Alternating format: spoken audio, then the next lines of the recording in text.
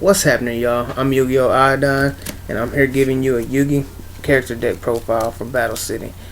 All the cards in the deck are from Battle City, from Season 2 and 3, nothing after that. Unless, of course, he played some of the cards of Battle City in the deck.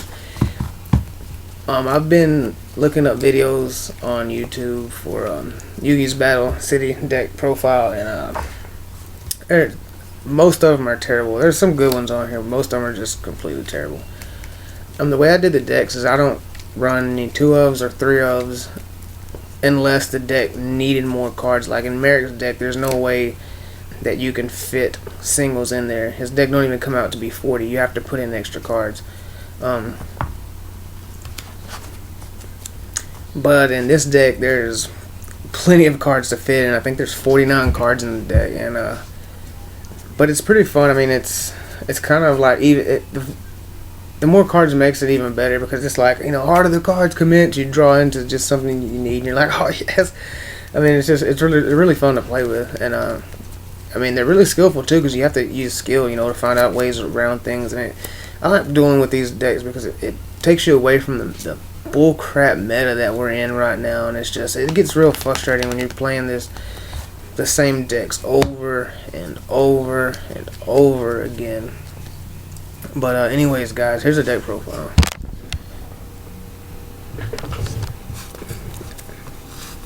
I have Dark Magician and Dark Magician Girl. He used this at the beginning of Battle City to help beat Arcana, the dude that fought his Dark Magician with Yugi's Dark Magician. And the way the Dark Magician Girl got over it is because Yugi's Dark Magician was in the grave and his Dark Magician was in the grave, so it boosted her up to 2600, and his Dark Magician crashed in and lost to it. So anyway, then we have Summon Skull. Back in the day, this is one of my favorite cards because it was a 1 tribute 2500 beater. I always used to put this in all my decks. Eventually I will get the highest rarities for all of these cards just for collector's purposes, but we have Buster Blader. That card was very hard for me to get. It's one of the first cards I've ever gotten, and it was tough trading for that. Archfiend of Guilford. This card's pretty good. Baphomet and Gazelle. This card, when it's summoned, it searches for this, so there's a little bit of speed there, not too much. And then we have Alpha, Beta, and Gamma, the Magnet Warriors. These cards are so awesome. Plus, they got some good attacks, some good defense, and plus they help bring out Valkyrion, which is a really good card. One of my favorite cards in the deck. Then we have the 3 Knights. This card sucks to draw because you have to tribute for a 1900 attack monster. That's horrible. But when these two are out in the field, you can use Jack Knight's effect to bring out, King's Knight's effect to bring out Jack Knight, and then you have 3 cards to tribute for your Slifer Sky Dragon. Then you have Obnoxious Celtic Guard. This card is really amazing because it can't be destroyed by battle with a monster with 1900 attack or more, so you can just sit on it and wait for tribute fodder if you need it, or you can just sit on it and just stall out until you draw in with some of your combo pieces or your important spell trap cards. Another card that I really like is Big Shield Gardener, and you use them all the time. It's a really good defensive card, and a lot of times your opponent will think that you're going to set these 3 cards: Beaver Warrior, Feral Imp, and Celtic Guardian, which they'll run into this because they think you're going to set these, and a lot of players don't realize these cards aren't for setting unless you're in trouble. These cards are for summoning and baiting your opponent into attacking them so you can use your spell and trap cards. Because when you summon one of these things, they're like, why is he summoning that? And when they attack, they will find out. And then Karibo, who doesn't like Karibo? And Slifer the Sky Dragon. That's all for the monsters. And then we have the spell cards. First, Change of Heart.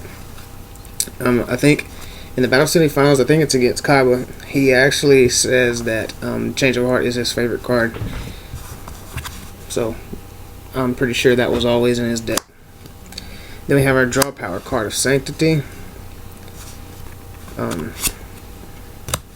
Pot of Greed, Graceful Charity, This card is really good because it can help discard stuff for your grave recursion.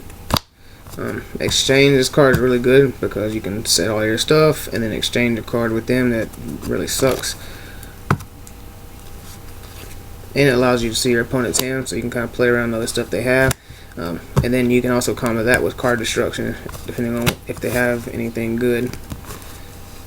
Mystic Box, it's not the greatest card, but it works. It works with your vanilla monsters, your low vanilla monsters. Swords of Revealing Light, classic Yugi. Double Spell, this is a really cool card, I like it a lot. Polymerization, Defusion. Soul Taker. Someone actually argued with me and told me that Yugi didn't play this or this, and Brain Control and Soul Taker. He uses this in the finals of Battle City, and he uses this at the beginning of Battle City. He did use these cards, and they're really good to play with. Premature Burial, more graveyard recursion, along with Monster Reborn. I think Yugi plays this in every game that he plays. Now for the trap cards. We have Magic Cylinder, Mirror Force, Spellbinding Circle, and Magical Hats. I think he used these traps more than any other trap. These are like his go-to traps that he always seemed to be using.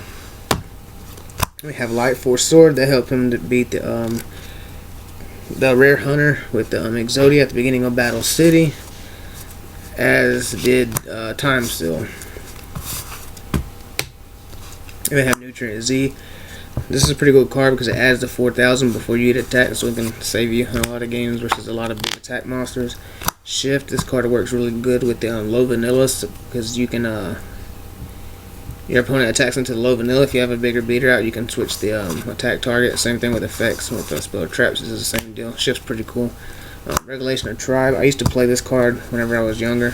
When Feral Servant came out, when I used to get my cards, I used to read all of it, and I'd make the decks from what I read and my own thoughts.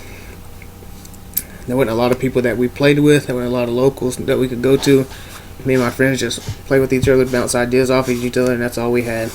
But this card I loved playing. It was just so fun. Soul Rope. This card says that when the monster is destroyed by battle, but I'm gonna get the early version of the one that says when a monster is destroyed, and that's how we're gonna play that. I'm also gonna get the first card of Sanctity that was made that has the anime effect, and we're gonna play it with that too. This card was shown in Yugi's hand at the Battle City Finals. Dust Tornado and 7 Tools of the Bandit. That was in the structure deck. And people tell me all the time he didn't use 7 Tools of the Bandit. He played this in the 4-way duel Battle City Finals against Merrick's Mirror Force. And then for the fusion deck, you have Chimera and Dark Paladin. This card's cool because when it dies, you get the 2 back. This card's cool because he can negate spell cards, and he has Buster Blader's attack boost effect. Also, there's a little combo that I like to do with this guy and Defusion, or Chimera and Defusion. It doesn't really matter. But you have, and there's a lot of ways you can get these back from the graveyard. But you have them, you polymerization both of these, and you bring out your Dark Paladin. You attack for 2,900. You then activate Defusion, and you defuse your Dark Paladin for your Dark Magician and your Buster Blader, and then you attack for 25 and 26. That's exactly 8,000. So that is an OTK if you can draw it. It's not very likely, but you can do it in late game. Also, during late game, when it's like you're in the midst of everything, with these duels, there's like a lot that's going on. I mean, it gets down to the wire. It's like epic duels that are always going on. It's really fun. Really, really fun. But if you have this guy out, you can play Defusion to get around some of their cards and bring these guys out. I actually got around to Mirror Force. One time I attacked with this, and my opponent played Mirror Force, and I Defusion and brought out these two, and his Mirror Force just gone. It was funny. But that's also a way, like if these are in your hand, that's going to be 4 tributes. in order to get these guys out. So you can just immediately go polymerization, bring this out, and then defusion, and you have them, and you only used 2 cards to get these out instead of 4. So I mean, it seems like you're like, oh man, it takes, it's your mind, you might taking 2 cards to get your 2 cards out, and it's 4 cards, on the field. If they get rid of it, you're negating yourself. But you gotta remember, back then, this Yu-Gi-Oh is not like it is today's Yu-Gi-Oh. This was like a really strong play back then, and especially with these decks, it's a really strong play. So going -1 with this deck is not bad, especially if you can put pressure on the board like that. But anyways, guys, that's the deck profile. Hope y'all enjoyed it. Like and subscribe and leave comments. I always appreciate the comments. Thank you guys for watching. Y'all take it easy.